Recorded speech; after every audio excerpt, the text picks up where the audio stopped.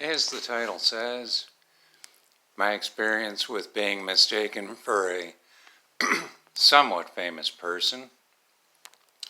And here's how it happened. Back in the mid-1980s, I believe it was, somewhere around that time frame, there was a professional bowling tournament, the Quaker State Open in Grand Prairie, Texas. And so one Saturday we watched the finals of the Quaker State Open on TV, which was aired on ABC at the time. And after the show went off, took care of a few things. My wife, my daughter, and I went to get something to eat. Just a not expensive, just kind of a moderate sit-down restaurant, national chain. And we walk in, there's a few folks waiting to be seated. And as soon as we walk in and person comes up, how many? 3. Booth or a table? A booth.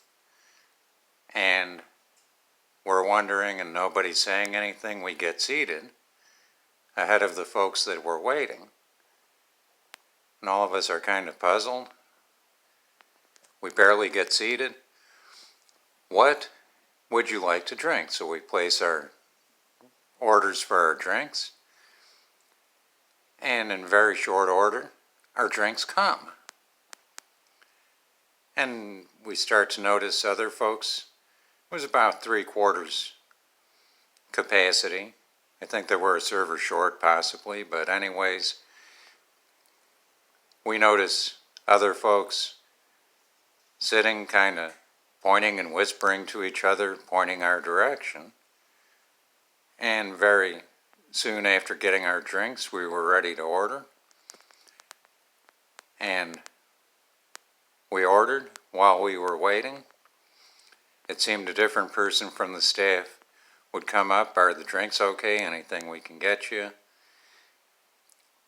And very attentive, which is typically not the normal. And before too long our order came out and folks were stopping, staff was stopping by, different one each time it seemed. Is everything okay? Refills on your drinks? Anything else we can get for you? No, everything's fine. And then it occurred to me, and I leaned forward and told my wife and daughter, if you think back,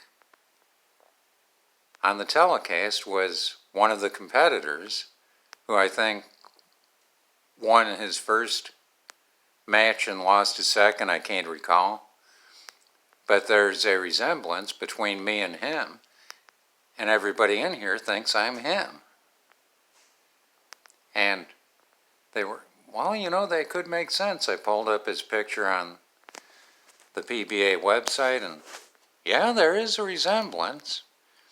If you see a person on TV and then you see him a couple hours later, in this case, yeah, it's possible to be mistaken. So that's where we figured happened.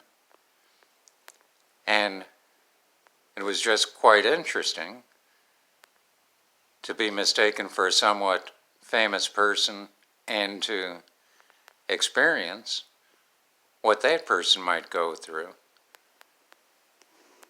Rather interesting, and had me wondering, what about these folks that are famous in Hollywood and so forth? This must be nothing compared to what they go through or what they deal with. But it was still kind of something different. Of course, I did leave a larger tip than I normally would, since they believed I was this PBA competitor that, and I do bowl, I do have a PBA card, but I figured it would be a reflection on him to just leave my standard tip, so I made it, increased it some, so that it wouldn't be anything as a bad reflection on him. But that was just kind of a different experience and a taste of a different world. Hope this was of some interest to you and that you'll stop on back by. Until next week, see you then.